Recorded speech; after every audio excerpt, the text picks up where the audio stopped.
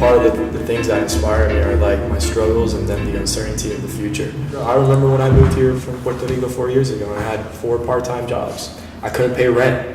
I was going to NYU doing an internship. I couldn't do anything. But I think all those things made me hungry, and then the uncertainty of what I can build something bigger than myself, bigger than the ideas that I have, and then at the same time, again, like my brand, like it's so close to my culture, and literally I can redefine the way it's being portrayed in New York, in USA, and in the future. So it's a responsibility. I think what inspires me is freedom. You know, is creative freedom, is financial freedom, is mental freedom, is to say tomorrow I wanna be a DJ. And I can do that. And I don't have to quit a job or manage anyone's expectations. I'm gonna be as good as a DJ as I'm gonna be because I said I'm gonna be it. Just to be able to do whatever you wanna do. Like, why wouldn't you wanna live that life? You know, and if you can do that and pay your bills, to me, that's like true success. Yeah. You know? It ain't work. This might sound a little crazy. I think that my inspiration comes from me having severe anxiety of not making a difference in this world before I leave it. As I battled with the idea of, you know, where do we go from here, and what is our point of being, you know, on this earth, my only resolution to this day so far is to make something that's going to outlive you. I'm inspired by all my friends that go to 9-to-5 jobs, come home miserable. I only see them smile when they've had 5 or 6 or 10 beers.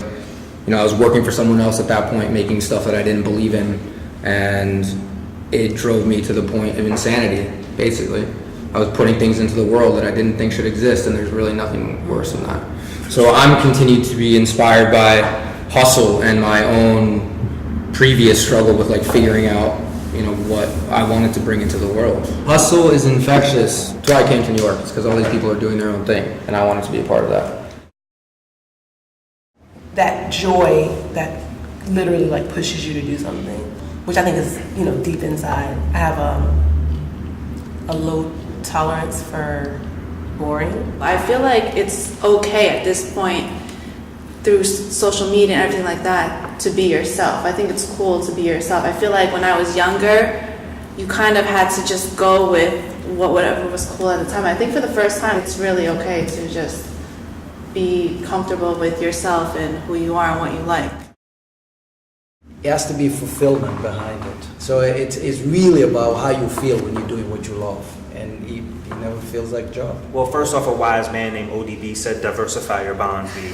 And I mean, if you're gonna take advice from anybody, you should take advice from ODB. Just knowing that sitting at this table is like complacent and satisfied with where you have now. So like all I have is the future. I mean, a year ago I had goals and I've exceeded them, but now that I'm here, it's like those goals were jokes. So like future to me is all I have, because like that's what I'm looking forward to, and that's like where I want to be. And when you get there, it's still, I get you don't what have you're it in the saying, future still. but I'm totally training myself not to be like that. With no Yeah. offense, you know, Yeah, no, because sure. not that I don't have goals or I don't think the goals are important. They totally are, and like we move, that's how we move. Like you reach one, and that feels normal. But I'm really trying to focus so much on the present moment and be happy with what I have, Yeah, because otherwise, I think you can drive yourself mad. No, you're right. I have like probably one moment every couple months that I'm like, oh shit, that's happening, and you know, it's like that's definitely like Yeah, satisfaction without complacency.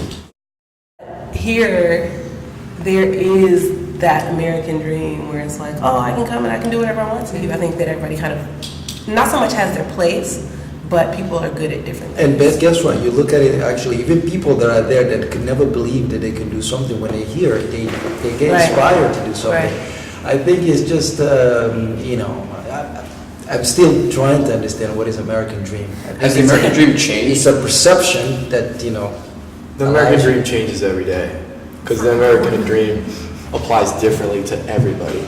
And then, well, I was born and raised in Puerto Rico, and like, and the reason why you guys don't hear an accent from me is because I was Americanized. Since I was a kid, I went to private school, all my classes were in English. So basically, I knew about the culture, and I was like, oh yeah, like, that's what I want to do. Like, That's on Nickelodeon. That's on the, that's all I knew until that moment where you actually come to New York and it just gives you that smack in the face and you're like, this is real life. And you're not a kid anymore, and like you're doing your own thing. But the American dream is totally different for everybody. For all of you guys, it's going to be different than it is for me.